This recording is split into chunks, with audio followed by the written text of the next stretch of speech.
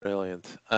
Good afternoon. It's 12 o'clock, so I think it's afternoon, and welcome to this webinar that we have organized on the topic of Chartered Transport Planning Professional for Transport Modelers. I'm Tom van Buren. I'm the chair of the Professional Standards Committee for the TPP qualification.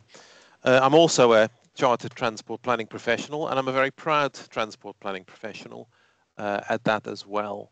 A few months ago, I guess it is, I was approached by Keith McGillivray from Sistra, who picked up a point that I think we all recognise, is that there's a perception, I guess, that there isn't a home for transport planners in our professional, in the various professional bodies that exist. Being a transport modeler myself, I obviously had to disagree with that, but we realized that there are people in what I like to call the corners of the transport planning room that find it a bit harder to get themselves enthused and also get the evidence together to aim for and achieve TPP, and that's what this is all about. So I'm not going to say an awful lot. We've got a fantastic set of speakers. Kat, are you moving the slides forward? Oh, okay, so there you are. And there's Keith as well. And Keith will say a few words too. And then we move on to the real meat of today's session, Kat Gumal, who will talk a little bit more about the process and the expectations of both the senior and the standard route to TPP. And then John Paget from Sistra, who recently achieved TPP through the standard route, and Carl Jarvis, who recently achieved TPP through the senior route, will actually talk about their experiences and give you some top tips. So enough from me. I will keep an eye on time. I'm going to hand over to you, Keith. Thank you, Tom. Thank you. Hello, everyone. Good afternoon. I've got just a very brief contribution to make here this afternoon. I am Keith McGillivray. I'm an associate with Sistra. I have had TPP since 2010, and I took 2 attempts to get TPP, and I think part of that, doing it twice, is what drives me as someone who's quite keen to support others in their ability to acquire TPP and other chartership. So I have a role within Sistra as being chartership coordinator, and we in 2024 have placed a great degree of significance on chartership as an objective for both individuals and for the company. Kat, can you cover on the next slide, please? Thanks. So I just want to say a really quick couple of points here. We did a trawl of all of our membership payments earlier this year. We pay memberships to 63 organisations within Sistra, and if you then try and order those organisations into sort of sectors, there are 20 separate sectors that we're involved in. A key one of them, of course, for Sistra is transport, and within that context, CIHT, TPS qualifications, TPP, and CEng are, of course, the key target qualifications. We were really quite keen to drive TPP in particular within Sistra, but it was very obvious to me in the context of some feedback from colleagues that certain people who work with modelling in particular don't feel that TPP well represents their interests, and this seminar is a result of a discussion with Tom, as he said. The purpose, though, of my contribution just now here is to reiterate, of course, that we aspire to become chartered because it's good for us and it's good for our professional organisations. From a personal perspective, you'll have perhaps seen these points before. Becoming chartered gives you professional standing. It aids you in your personal development and confidence. It builds on qualifications you already have, and it demonstrates and underlines that you're a competent professional person, both as a technical person, as a team player, as a manager, and so on. Becoming chartered is a huge achievement. It's not the result of just asking to become chartered. It is the result of lots of hard work. All of us work hard. All of us have awkward client meetings. All of us have got tense projects at times and challenges to overcome. This all requires effort, and becoming chartered is a demonstration that that effort is well handled and is worthwhile. Becoming chartered, of course, enhances your career prospects as a key strand of this as well. So I think we do it for ourselves as professional people, but Kat on the next slide will show that of course, we do it to support our company, our employers' objectives as well. I think increasingly, frameworks that we'll all be members of across the various companies represented here are increasingly requiring that staff or colleagues are chartered or hold professional qualifications. And so if we don't have professional qualifications, we as individuals and companies will find it harder to win frameworks that are so important to us, to keep us busy. Projects occasionally end up in hearings. It's very, well, I have 3 times been in a planning hearing where the question of my professional credentials has been a key point. Are you qualified to stand in the stand here today? Yes, I am. I'm a chartered transport planner. That counts for a lot. A qualified and recognised staff base underlines our employers' credibility and standing. It's in our employers' interests that all of us are career-minded and want to become better at the jobs we do. And because of the breadth that TPP requires, we have to fill gaps. We have to consider where are our strengths and weaknesses, where we find weaknesses. This process requires that we fill them. We become broader as a result, and our employers and our teams benefit as a consequence. I think that's all I have to say. We're really keen that we can move on to the material that other speakers have got to share with you, but we can take questions later on anything I've said. But thank you. That's brilliant. Thanks, Keith. So I'm Kat Gumal. I'm the Head of Education at CIHT, the Chartered Institution of Highways and Transportation. I'm just going to sort of take a step back and talk to you a little bit about the background to the CTPP qualification and the different routes and your eligibility for gaining this qualification, as well as a bit of information about what you need to do when you do apply and what the process is. I'll then hand over to our other speakers who'll give you a bit more context about their experience of gaining TPP in a modelling context. Let's just start off with a little bit of background. The Transport Planning Professional Qualification was launched in 2008, and the aim was to provide professional recognition of the skills, knowledge and competence of transport planners in the same way that Chartered Engineer recognises the competence of engineers in the sector. It was developed jointly by CIHT together with the Transport Planning Society, and we continue to manage it jointly between the 2 organisations. But we at CIHT do the administration for the qualification on behalf of the partnership. So if when you do come to apply, it'll be myself or my colleague Greg, who's also in the background of this call today, who will be helping you to navigate the process. It's open to CIHT and TPS members, but it's also available to CILT members, although there's a slightly higher cost for CILT members. You may have noticed, and even in my introduction, I realised I did this, sometimes we talk about transport planning professional and sometimes as chartered transport planning professional. That's because when you successfully complete your professional review, you're awarded transport planning professional, but because CIHT has a royal charter, once you've successfully gained TPP, you're eligible to be registered as a chartered transport planning professional and get that top level of recognition as a transport planner. And then the final thing to say is that the standards were reviewed and were updated in March 2021. And one of the key things from this is that the units have now been written to enable you to demonstrate your competence no matter where in the world that you're working.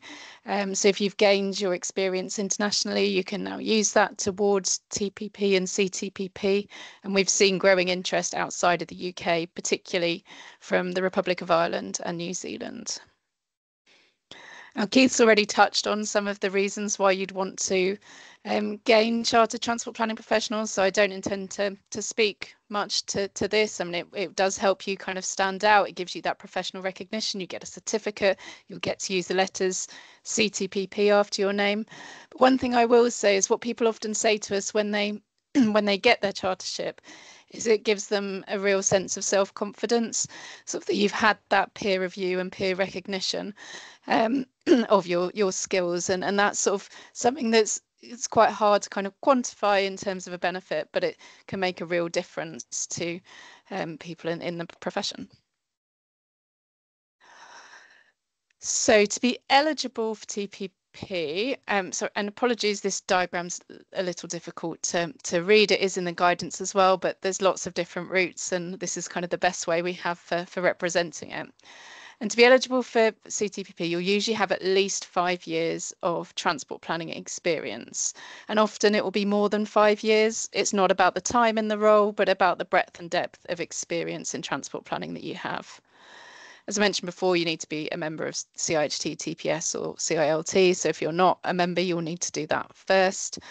And then depending on the level of experience and qualifications that you have, there's a number of different routes, and that's what this diagram is trying to show.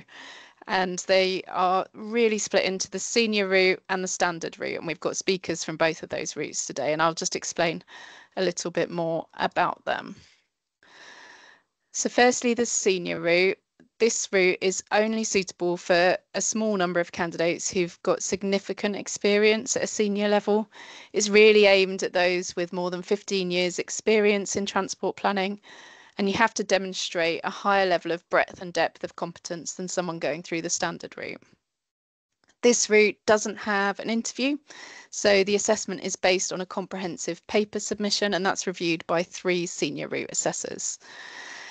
Carl will be talking more about this route later, but if you think it could be for you, I'd advise you to have a really good look at the guidance and think about whether it is right for you, and talk to a mentor or somebody else who's been through it to sort of get a feel for whether this is appropriate for you or not.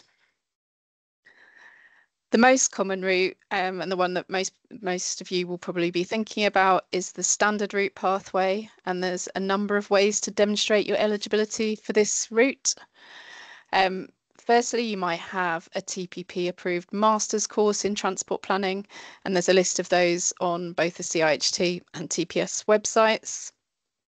And that's already been assessed by the TPP committee to show that it does cover the knowledge that you need for TPP, and that means you can go straight to professional review once you've got enough experience in transport planning. Alternatively, if you've got other academic qualifications which aren't accredited, you can either submit a portfolio of technical knowledge or a technical report, or complete the TPS's professional development scheme. I'm not going to go into detail about that today, so if that's something you want to find out more about, please contact the TPS to find out some more. So if you don't have a degree or master's, you have to do a technical report. But if you've got a degree or master's but it's not accredited, you can do a portfolio of technical knowledge, and for either you can do the professional development scheme. So both the portfolio of technical knowledge and the technical report are written reports. There's no interview. You submit them to show that you've got the same knowledge as somebody would have from doing an approved master's, and evidence can be things like teaching that you've got from a non-accredited course, but it could also be learning in the workplace and attendance at a workshop or something like that. Once you've passed any of those, the PTK, the technical report, or the PDS, you can then progress to professional review once you've developed the appropriate level of competence. If you're not sure if your master's course is accredited, we've got a free initial assessment service on the TPP pages of the CIHT website. You just need to send us details of your academic qualifications and your CV, and we'll advise you on your eligibility. Although I should say this is just based on your academic qualifications. We won't be undertaking a competence assessment. As I said before, the senior route doesn't have a professional review interview, and I'll let Carl tell you a bit more about that route in a little bit. But for those of you who are going down the standard route, there are 2 key elements.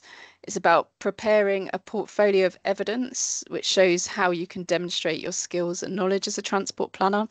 And the portfolio consists of things like copies of your academic certificates, your professional CV, an organisational chart showing your role in the organisation, a project synopsis of something that you're going to present in a presentation at an interview. And that of the presentation is a really good opportunity to sort of show your reviewers your level of competence. So you should choose a really good example for your project. And then the main part of or a significant part of the portfolio is the competence record forms, and you'll complete one of those for each of the different competence units, explaining how you demonstrate the unit. And there's a word count of 500 words for each of these. You'll also include a CPD record and your professional development plan, setting out your plans for your professional development. You can also include appendices, but I would say only include them if you've got a direct reference from the competence record forms. Your reviewers won't just go and look at them unless you've kind of clearly indicated why they should be looking at them. So only you sort of include things that are relevant and referenced. All of it will be collated into one continuous PDF, and then you submit it to us at CIHT together with your application form. We'll complete an admin check and then arrange your professional review interview. So interview, you'll give that presentation about a project that you've worked on. You'll be interviewed by 2 TPP reviewers who are chartered transport planning professionals themselves. The interviews are usually held remotely on Microsoft Teams, so you'll be sent a link for you to join and meet your reviewers. There is a possibility of arranging face-to-face on request, so let us know if that would be your preference. A member of my team will welcome you and we'll check everything's working and just ask for some photo ID. The whole interview lasts about 90 minutes, starting with that presentation and followed by questions. You don't get the results on the day of the review because the reviewers make a recommendation to the TPP Professional Standards Committee, who will confirm the results. And then you'll receive written notification of your results within about 8 weeks. If you are unsuccessful, obviously we hope that you won't be, but you would receive a feedback letter clearly explaining kind of what you need to work on before you resubmit. I mentioned about we can accommodate face-to-face interviews on request, and we do aim to be inclusive. So if you require any reasonable adjustments in order to enable you to attend a professional review interview, please let us know. For example, if you've got a medical condition that means you need a break or anything really, just contact us and we can sort of discuss the best way to accommodate your needs. So in this table, you can see these are the TPP unit titles and the minimum level which you need to demonstrate. So A stands for awareness, E for experience, and P for proficiency. One of the strengths of the CTPP qualification is that you can tailor it to showcase your strengths by highlighting the areas where you've got the highest level of competence. There are, however, some minimum requirements. So you can see here that you do need to demonstrate proficiency in all of the professional units. So that's professional leadership, communication skills, and professionalism. And you also need to demonstrate proficiency in data and at least excuse me, 3 other technical units. And you need to demonstrate a minimum level of experience for one of the additional technical units, unless you've chosen to demonstrate proficiency in one of those. For the senior route, this increases to a requirement to demonstrate proficiency in 5 of the technical units, as well as data. And you'd need to demonstrate experience in at least 2 of the additional technical units.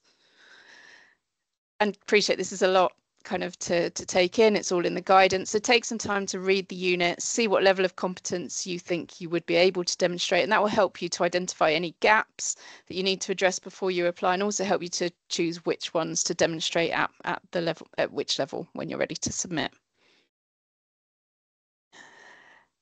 And there is kind of a description of what the different levels mean. So there's the 4 different levels of competence, ranging from awareness, so a general understanding of an area and its role within transport planning practice, all the way up to proficiency, where you've got an ability to work without supervision and to supervise others.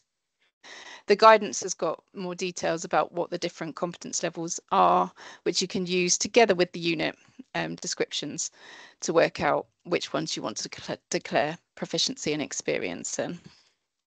So that's kind of an overview of the qualification, and you're going to hear more kind of about how to do that in practice and in a modelling context in a minute. But when you are ready to get started, there's a few things you can do. Make sure you're a member of CIHT, the TPS or CILT. Check which route you're eligible for. So if you want to check your masters, whether it's qualified or not, do get in touch.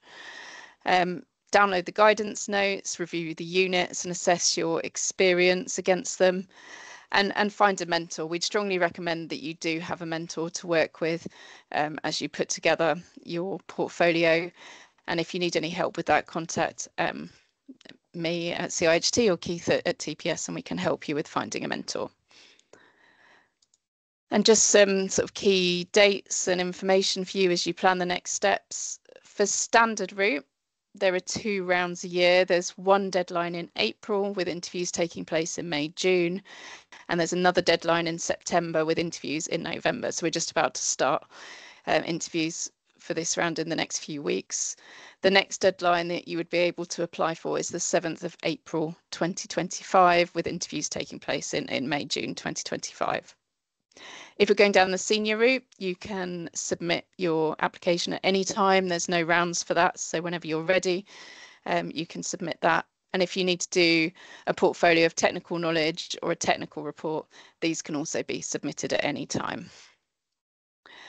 Happy to take questions at the end of the session today. There's a link here to the website as well, which has got all the guidance documents and information on. And then there's email addresses for us at CIHT and TPS for any further questions that you have. And I am going to hand over to Jonathan. Yes, thank you very much, Kat. Jonathan Paget from Sistra here speaking. Without further ado, I'm going to go straight into it in the interest of time. So next slide, thanks, Kat. So the left 3 columns of the table will look very familiar to you. Kat has already covered the details there, the minimum competencies required. In the last 3 columns, I have identified 3 pathways through the TPP that a typical modeller may choose to follow. I think it is fair to say that modelers are typically strong in the policy context. So many modelers pursuing TPP will select the policy context as a proficiency unit, alongside data transport models and forecasting. Some may also choose laws and regulations, or at least demonstrate relevant experience in this area. Appraisal and evaluation and stakeholder engagement are also likely choices for modelers. Modelers, like all candidates, must demonstrate experience in one additional technical unit, T7 to T10, with T9, change in travel behaviour, being a strong option, in my opinion, for a modeller, due to the clear connections with modelling and promotive positive changes in travel behaviour. The pathways shown are examples, and everyone as individuals should select the most appropriate units based upon your own career pathway. I'm now going to move on to a more detailed exploration of the units marked on screen, beginning with Unit T1 policy context. So next slide, please, Kat.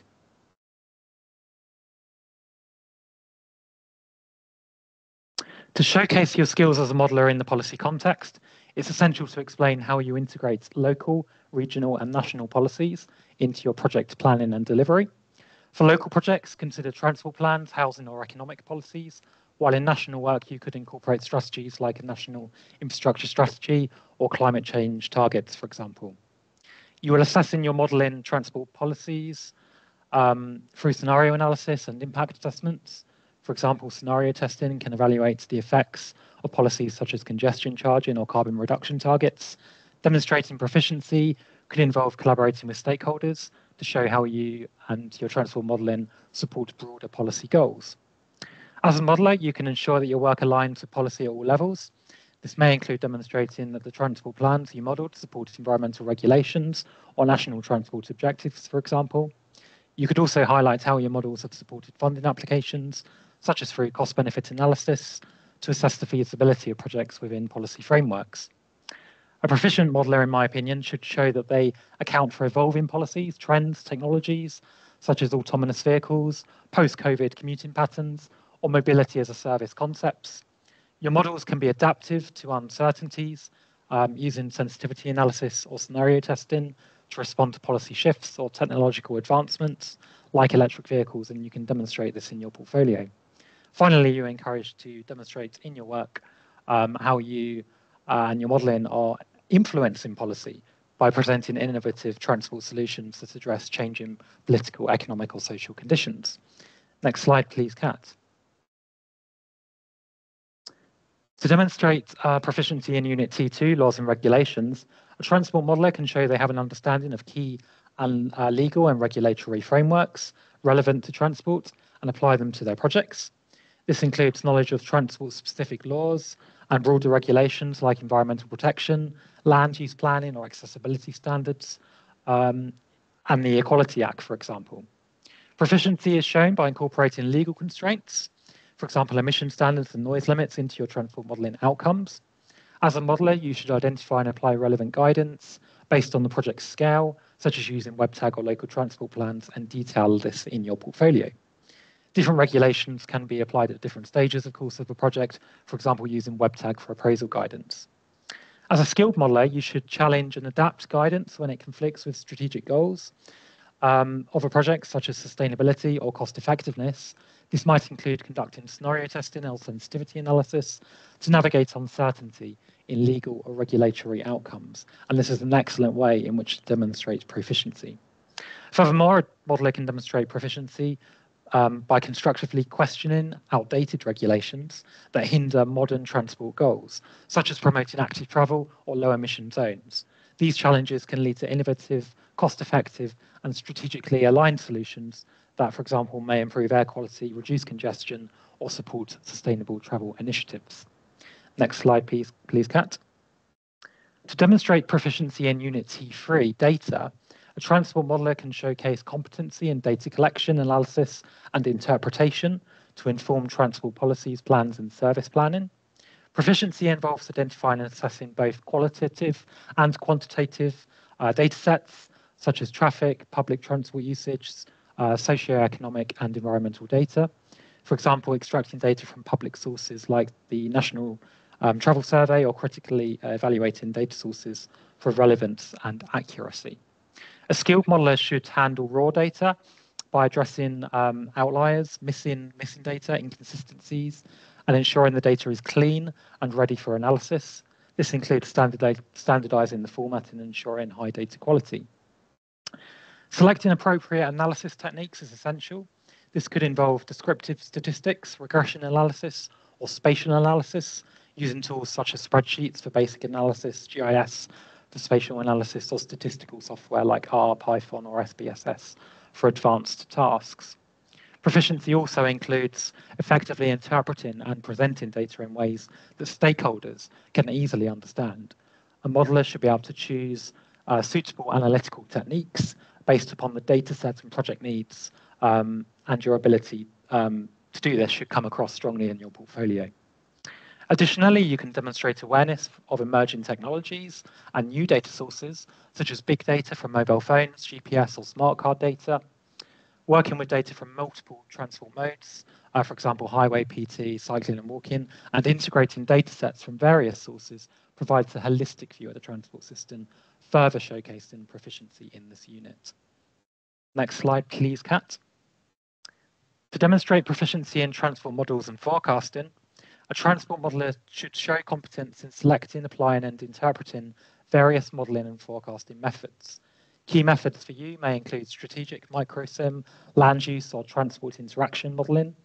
A modeller can show that they can compare these methods to choose the most appropriate one based upon a project scale, available data, and desired outcomes. Proficiency also involves using sensitivity testing and scenario analysis to evaluate how changes in inputs like population growth, fuel prices, or policy changes affect forecast results. Demonstrating competence in model structure includes defining input assumptions and ensuring the collection of high-quality data, such as traffic counts and demographic information input into your projects. Handling uncertainty, in my opinion, is essential. This involves identifying uncertainties in input data, model assumptions, and external factors like regulatory changes or technology impacts. Presenting this uncertainty transparently to stakeholders is critical, showing a range of possible outcomes and the factors influencing them. If you specialised in one mode of transport modelling, like highway, proficiency requires demonstrating an understanding of other modes of modelling or modelling approaches, such as public sector or multimodal integration. You should also challenge traditional approaches by incorporating new data sources, emerging technologies, or addressing changing trends like remote working. This forward-thinking approach ensures the models remain relevant and aligned with evolving transport demands, and this will impress your reviewers if you are able to demonstrate a forward-thinking approach in your project portfolio. Next slide, please. To demonstrate proficiency in Unit T5, appraisal and evaluation, transport modelers can showcase their modelling and how it contributes to the appraisal and evaluation of transport policies, plans and schemes. This includes using models to assess economic, safety, environmental, sustainability, land use and financial impacts, and evaluating effects on travel demand, congestion and safety. Proficiency could involve calculating economic impacts, such as time savings and vehicle operating costs, using techniques like cost-benefit analysis discussed in WebTech. You can demonstrate how your models feed into broader appraisal techniques, integrating outputs like traffic volumes, journey times, with environmental assessments or economic appraisal frameworks. As a modeler, you can showcase you recognize the strengths and limitations of each modeling method and mitigate weaknesses, such as combining microsim modeling with strategic modeling for comprehensive analysis within a project where appropriate. Demonstrating alignment between modeling scenarios and larger policy objectives, such as sustainability targets, will be viewed by your reviewers favorably. Transport modelers can also discuss how they have converted outputs like time savings and accident reductions into monetary terms for cost-benefit analysis using tools like Tuba. Non-monetized impacts like social distribution and accessibility are likely to also have been addressed in your work, ensuring benefits reach diverse demographic groups. Managing uncertainty, as I said before, is key, with sensitivity analysis run on variables like traffic growth and fuel prices. Clear communication of uncertainties to decision makers is essential, and you should really bring this out in your portfolio. In terms of evaluation, modelers can define success criteria and key performance indicators based on model outcomes. We can also contribute to post-implementation monitoring using evaluation findings from completed projects to improve future appraisals, and you can showcase this in your portfolio. Next slide, please, Kat. To demonstrate proficiency in Unit T6, stakeholder engagement, a transport modeler should effectively communicate technical expertise while integrating the perspectives of diverse stakeholders. This includes engaging with both technical and non-technical audiences to ensure transport policies, plans and schemes are well informed and supported. Collaboration with local authorities, transport operators and community groups is key. For example, if you are likely to have engaged with local authorities to understand land use implications in your models. Engagement with statutory consultees, like environmental agencies, ensures that environmental factors have been reflected in your modelling. You may have tailored engagement techniques to different stakeholder groups, using workshops for technical stakeholders and surveys or focus groups for non-technical audiences. Visual aids such as maps and infographics help make complex modelling accessible to the public, and you can showcase this in your portfolio. Effective communication is crucial, of course. I highlight instances where you simplified technical information for non-technical audiences and use digital tools like online platforms. I'm going to move on to the final slide, or the penultimate slide now, please, Kat. To demonstrate proficiency in Unit T9, changing travel behaviour, you can show how your models predict, analyse and influence travel patterns towards sustainability goals. This involves evaluating interventions such as promoting public transport, cycling and walking. Showcase your ability to use models to predict changes in travel behaviour in response to new public transport routes, road pricing or cycling infrastructure. Highlight how you identify barriers to behaviour change, such as poor accessibility, and how you use findings to inform targeted interventions, like improving bus stop locations or connectivities to sustainable modes. Demonstrate how you've modelled time-based initiatives, like congestion pricing and flexible working hours, assessing their impact on peak travel demand. Use examples of place-based interventions, such as promoting cycling in specific areas, and how models identified hotspots for infrastructure improvements. In addition to infrastructure, highlight your experience modelling the impact of information campaigns or travel demand management initiatives and their influence on travel choices. Last slide of mine, please, Kat. When preparing for the TPP, it's crucial, in my opinion, to be completely honest about your experience. Don't exaggerate your involvement. Authenticity is key. You'll be expected to speak about your direct contributions, which means it's your own experience that matters most. Aim for clarity in your written interview, in your writing and in your interview responses. Each unit should be concise but thorough. Keep in mind that content for each unit should be around 500 words, give or take 10%.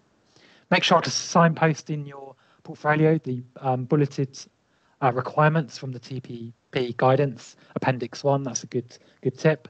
For example, by highlighting in bold text the key required phrases or words when you write about them. Find a mentor. This is absolutely essential, and if possible, conduct a mock interview. It's very important, as with everything in modelling, to be organised. Locate your master's or degree certificates early. Do you know where they are? Expect the interview to be intense, not going to lie. It's designed to ensure that transport professionals hold a standing comparable, if not higher, than that of engineers. The TPP process will examine both breadth and depth in your skills and experience. You will be scrutinised in gaps that are perceived, so do ensure nothing is overlooked. Make sure you submit a strong portfolio of evidence and a strong project-based CV. Your portfolio should clearly demonstrate your proficiency across the units. And it is my personal tip, you might want to consider defensively, if you can, claiming proficiency in one additional unit beyond the minimum requirements. It will increase your chances of success were your assessors to feel you haven't quite met proficiency in one of the other units you claimed to have it in. Ultimately, be honest, prepared and thorough, and do not be afraid to ask for support. You will get there, and the ultimate reward of achieving the CTPP will make all your hard work worthwhile, I can assure you. Thank you very much. Thank you, Jonathan. My name's Carl Jarvis. I'm sort of modelling director at City Science, and I'm going to go through the senior route and the why and the how for transport modellers. I am one myself. Next slide, please. One of my colleagues a couple of years back, in sort of 2022, basically came up to me and said, Carl, you're not properly qualified, when he found out that even though I was a sort of business unit manager and a technical director, I wasn't actually chartered, and it was a somewhat stinging comment. So it was the sort of shove, I guess, that I needed to actually go ahead and do the senior CTPP route. It's just something to bear in mind. If you could move on to the next slide, please. So why do it? Why become chartered? So in addition to peer pressure from colleagues, there are lots of good reasons to do it. I think professionalism, ensuring that you have the appropriate breadth and depth of knowledge in terms of what you do. I think seniority. So if you have a senior position, I think it's important that your colleagues, particularly more junior ones, sort of look up to you, and you've got the required competencies to do your role. It is a rewarding thing to do. If you've got more than 15 years of experience in transport planning and transport modelling, then why not show that off? It's something you should be proud of. You've dedicated that amount of time to your career, so I think it's good to showcase your knowledge. Becoming chartered also enables you to become sort of connected with other people, obviously, that are chartered, almost like a community in itself. It's obviously good for your career progression. It'll be a boost to your career, your employable notice, and yes, there are certainly quite a few companies where if you're not chartered, you can't get the more senior roles, or at least there'll be some pushback if you don't have it. There are other incentives as well. I don't think this should be the primary reasons, but obviously, again, some companies will offer you a pay rise or a one-off payment to incentivize you to become chartered. I think it also opens doors as well. So in consultancy, clients are willing to pay more for people that have that sort of chartered status. So for example, in Scotland, I'm aware that again, companies can charge out higher rates if you're chartered, and ultimately a company isn't going to want to charge you out at a lower level because they won't be making money off you. Next slide, please. Other barriers that I could think of, and this sort of debate comes up quite a lot over my years in the profession. So in terms of the two schools of thought around transport modelling, is it part of transport planning? I would argue it is. Ultimately, it's a tool that helps us assess and appraise transport schemes and inform transport policies, drawing on data to make better decisions to improve society. But equally, there's another school that just sees transport modelling as a discipline in itself. Although, I would agree with the first point over the second. I think both views are valid. But ultimately, even if you just hold the second view, it doesn't stop you from becoming chartered, which hopefully my next slides will show. Ultimately, you can't become a chartered transport modeller, so but you can become a chartered transport planner. Next slide, please. So how did I become chartered? So as you can see there, I've got my certificate framed on my office wall. So I've got 20 years of experience, predominantly as a transport modeller. I took the senior route. I undertook this and all the paperwork that goes with it sort of just over a year ago, sort of late 2022, 2023. I used that period between Christmas and New Year to fill out all the forms. The good news is obviously with the senior route, no interview is required. So it is just collating evidence, using your CV and form filling.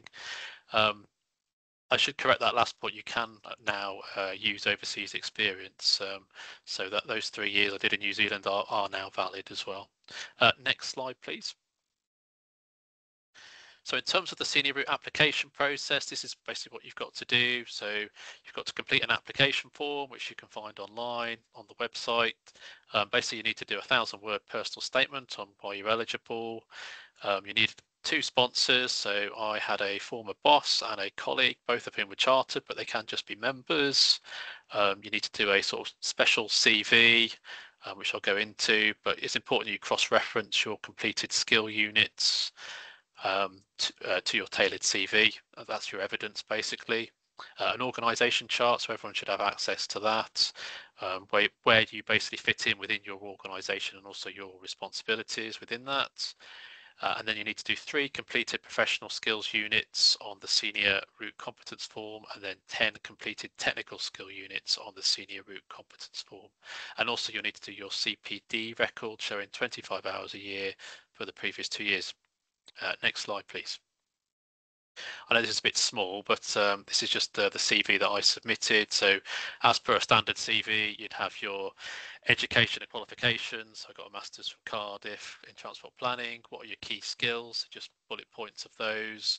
And then I just reverse chronological order the companies that I worked for and the kind of key projects and what my role was at those companies as well. Going back to the start of your career when you were a graduate all those years ago. Next slide, please. So in terms of the professional skills unit, basically there's 3 units that you need to cover, and you need to be proficient in all those 3 for the senior route. And I think what they're looking for is evidence that you've kind of taken responsibility and a senior leadership or advisory role on a project. So maybe a sort of project director or a project manager. And within that role, or providing evidence that you've reviewed other people's work, you've challenged what others have done, maybe queried some work and made changes for the betterment of that project. Also some, accounting and sort of communicating uncertainty during a project life cycle. So what are the risks and mitigations? And also sort of taking responsibility for the performance and or the well-being of a team. So you can see on the right-hand side there, it's just a snippet of what a section of that looks like. So I'd probably have sort of 2 or 3 examples per unit. So for this one, I'd outline the project I worked on and then just describe the role that I had on that project and how it fulfilled the requirements, say, of for this particular example, it's communication and collaboration skills, and demonstrated that I was proficient at that. Next slide, please. So in terms of the core technical skills unit, so you've got 6 of those: policy context, law and regulations, data, transport models and forecasting, appraisal and evaluation, and stakeholder engagement. So in my opinion, as an experienced transport modeller, it should be pretty easy. You can't miss data. That's the key part of any transport modelling experience. Obviously, you're a transport modeller, you'll already have the transport modelling skills, as well as transport modelling naturally feeds into appraisal evaluation. And ditto, stakeholder engagement. Again, I think after 15, 20 years, you can't miss have some interaction with the client and wider stakeholders. So I found T3 to T6 to be the easy ones. T1 and T2, which I'll come on to, needed a bit more thought. I claimed proficiency in all of them. So yeah, you need to have 5 core units to be proficient at, and then the data one as well. You also need to be proficient at of the 10 units. So 6 out of the 10 you need to be proficient at on the senior route. And of course, you can always claim a higher competence level than the minimum requirements. And again, on the right hand side is just an outline of the records. Next one, please. So just going on to the two that I found more challenging as a transport modeler. So policy context. I mean, I suppose we do all operate within that policy context. So this basically refers to transport policies, plans, schemes that are developed, financed, assessed, monitored and reviewed. And what the reviewer is looking for is evidence of working at different sort of spatial levels, so national government, local government, etc.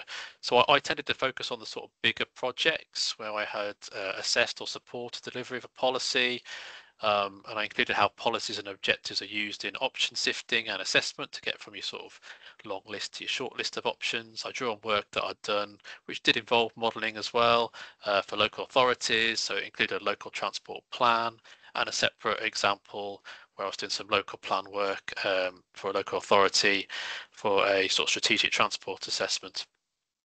In terms of laws and regulations, so these are slightly different to policy context. So we're looking at the sort of framework of laws, but also sort of guidance as well. So yeah, the reviewer is looking for the identification and application of laws and regulations specific to transport or anything that impinges upon it in relation to the development of transport plans, policies, schemes, and also identifying any guidance that you need to follow as part of that transport intervention.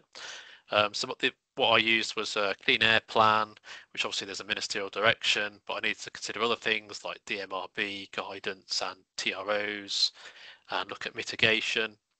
And also for local transport plans and sort of modelling business case work, you need to follow the Department for Transport's tag. So yeah, you follow, naturally, you'll follow guidance. Next slide, please. Additional technical units, so there's 4 extra ones. So this is developing strategic and master plans, the principles of transport system design, changing travel behaviour, and commercial operational management of transport systems. So 2 of those 4, you actually, on the senior route, you need to claim experience. So I went for the 2 in red. In terms of principles of transport system design, so we're looking at transport interventions, namely focusing on networks, allowing for requirements of end users and considering stakeholders, and also looking at the sort of wider environmental, economic, social, accessibility and safety objectives. And also thinking about technology and how that's coming into transport more and more, and the planning and design of a system from the sort of feasibility stage onwards. I looked at some very light rail work, looking at sort of different network options and sort of testing them in a model, and also looked at some stuff I'd done on sort of Heathrow Airport surface access work, and also an option assessment report for a new highway scheme. And in terms of sort of changing travel behaviour, I think that one should be probably the easiest of the 4 as a transport modeler. So again, sort of planning, design and implementation of targeted approaches for changing travel behaviour.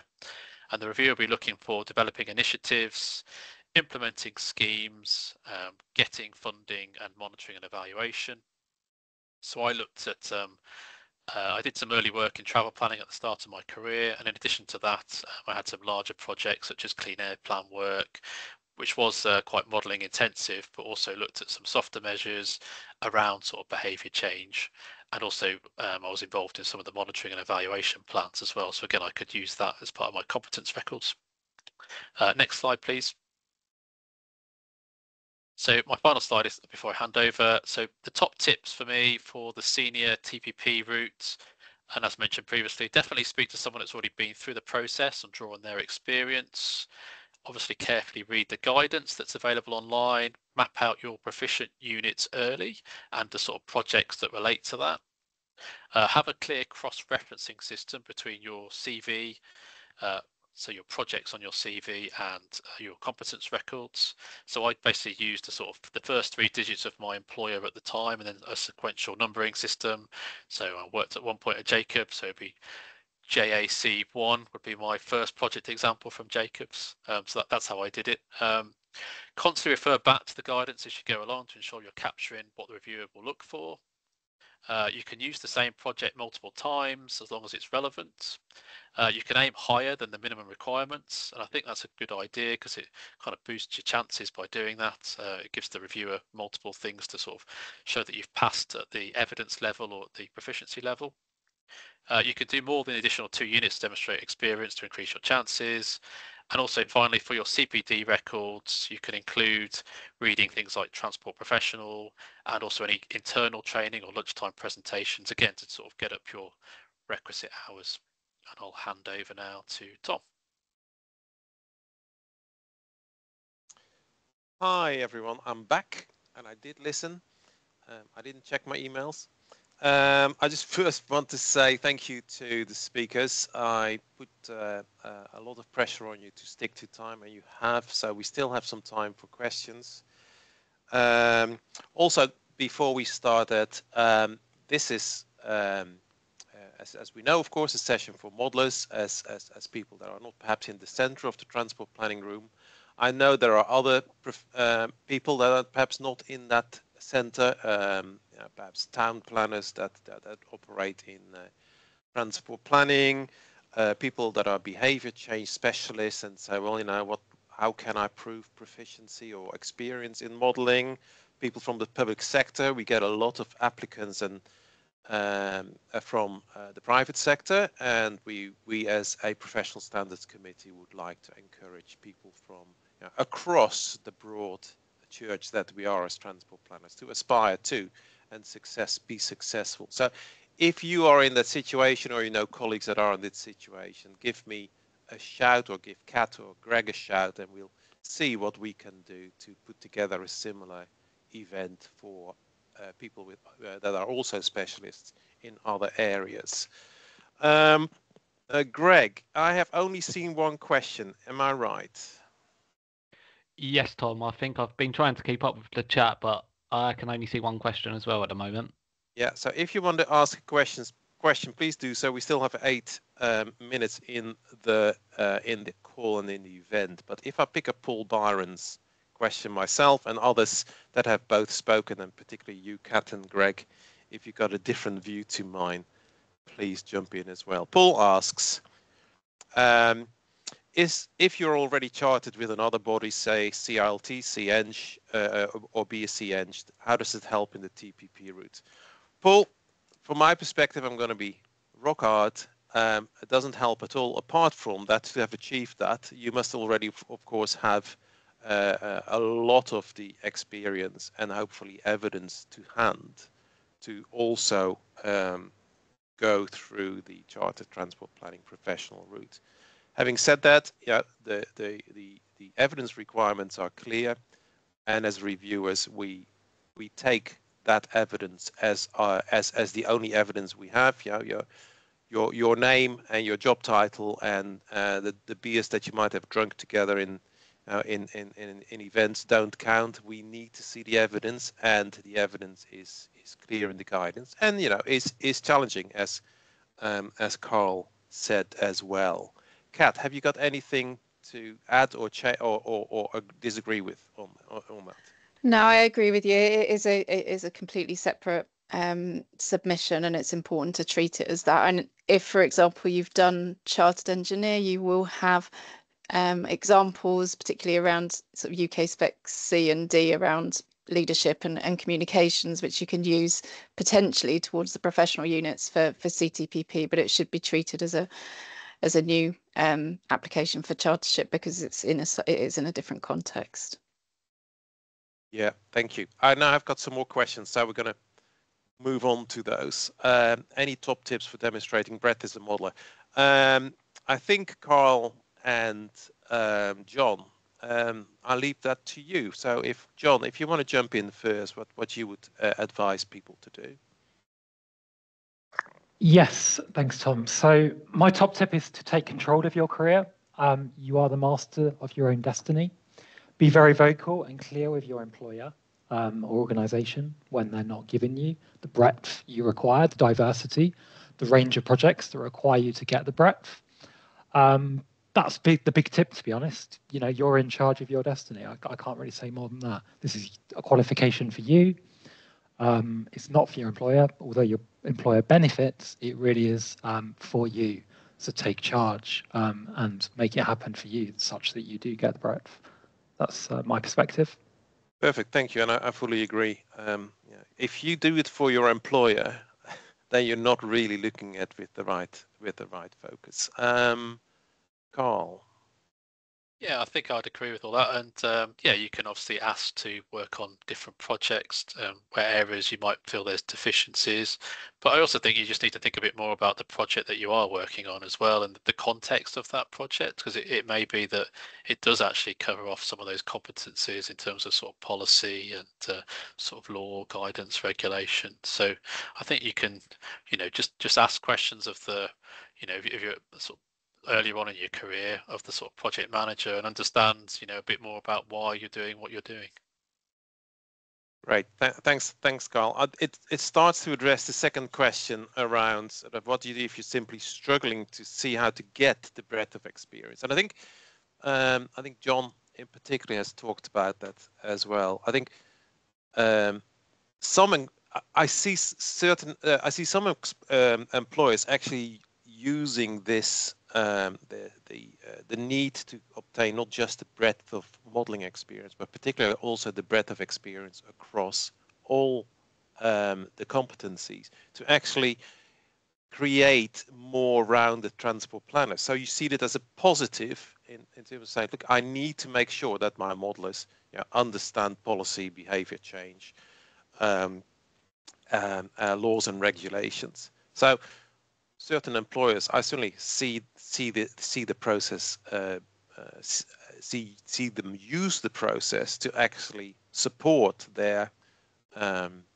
employees to achieve that breadth. On the other hand, as John said, if that doesn't happen, and I can't believe that employers would not value you becoming a TPP or a CTPP, then it's up to you to really ensure that you're given the opportunities to do so. It's down to you and your relationship with your employer. Wow, the questions are coming through now fast. So where am I? I'm taking them one by one. Claire, no, there was something else, wasn't it? Yeah. What are you using? Claire, what are the typical questions we would expect to help with preparation of the interview? I really suggest, and I said it in the chat as well. This is recorded. And the link will be given to you. I think John in particular gave a lot of top tips of the kind of questions, of the kind of evidence that you can provide in more detail rather than sort of generality. So I suggest Claire to go through that. As reviewers, as a reviewer, I sometimes see the evidence that's provided is quite generic, and I don't really get the insight into the individual and into the actual role that they played. So make sure that whatever you provide is real, is recognizable, and shows through your role and activity as a transport planner being challenging, being constructive criticism. We often use the term in that. And going back to that, please have a look at what John said. Fred, for those without an approved degree, it's easier to complete a degree pathway or the PTK. Kat, can you answer that? I'm not quite sure around that. So I mean, there's three options really. There's doing an accredited masters, there's doing a PTK, or there's doing the PDS as well. And it's all really down to you as an individual, which of those you would find the best way to develop your knowledge. And I suppose if you already have kind of an aligned qualification, perhaps you've done a non-accredited masters, or you've got a masters in something, I don't know, something that's related, you may feel that you're quite close to being able to demonstrate the knowledge and want to do a PTK. But if you want a more structured approach, You might prefer to do the master's degree or the PTS, but there isn't sort of one that we'd recommend over the other. It's very much down to the individual. And maybe there are people around you that have done the different routes and can give you a bit more guidance on sort of how much effort and time it took, and where perhaps the obstacles were when they tried to find all the evidence. Wow, we keep going on and on and on. Claire, yes, you can demonstrate breadth and experience from early on in your career, and I reckon that's one of the reasons why people do it. The PDS, to actually start collating that information early on. There was a question, I don't know where it's gone. What's the difference between TPP and CTPP? The difference is that there is an additional need to register with CAT. What is it? The Institute? Is it Institute of Engineers? No, it's with CIHT. It's CIHT. So yeah, essentially you get TPP when you pass your professional review and you'll get that certificate, and then you're offered the opportunity to kind of upgrade to chartered if that's what you want. There is a small fee for that, but as soon as you've got your TPP, you're eligible to be registered as a chartered transport planning professional, and that register is kept by CIHT. It's dollars. Where am I? T10 competency requirement. Working on rail franchise bids. Yes, I would say yes. A lot of the T10 competence requirements are focusing on the actual real operations of the transport systems rather than sort of the planning and forecasting for as modelers. So and again, I hope that both John and Carl have explained to you the way in which you can use your experience as effectively as possible to make the case. So that is to some extent the challenge, is making sure that everything that you've done, that you think about it hard and honestly and say, actually, this is experience that I can use to show competency in certain of the technical units. Stop me when I have to stop, otherwise I keep going through these questions. I don't actually understand why transport planning model route cannot be created. Well, I think a charter transport plan model. Personally, I am proud to be a modeler and a transport planner, and I think that made me a better transport modeler. I don't quite know who would, as a professional organization, be able to put the effort into creating a transport modelers route and get it accredited. I think again, I don't know if Keith Buchan is on the call, but Kat, you probably also can say a little bit about how much effort is actually required in getting the transport planning professional accreditation actually off the ground, let alone the chartered transport planning accreditation approved through the proper channels. Yeah, and I think the pain was before my time, but I've sort of heard about it, and I'm also not sure if Keith's here, but it is a significant amount of work to both establish the qualification and then manage it on an ongoing basis.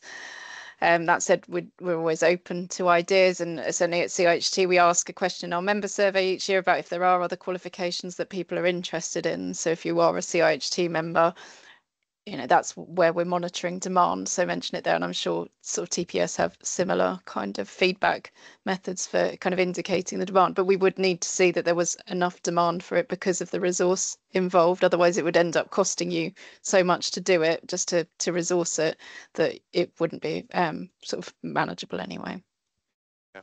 It is supply and demand. There are not a huge amount of modelers obviously around in the market. And I repeat, I think we should, as modelers, be able to show competence in the other areas as well, given that we work with and for transport planners and other professionals.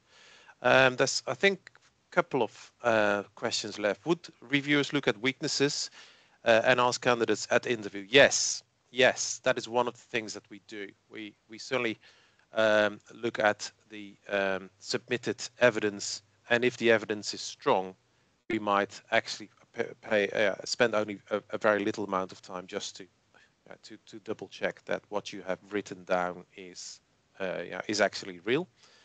We certainly want people to be able to shine in interview, and this is one of the differences between the standard and the senior route. In the senior route, there isn't an interview, so everything that we see has to come through the written submission.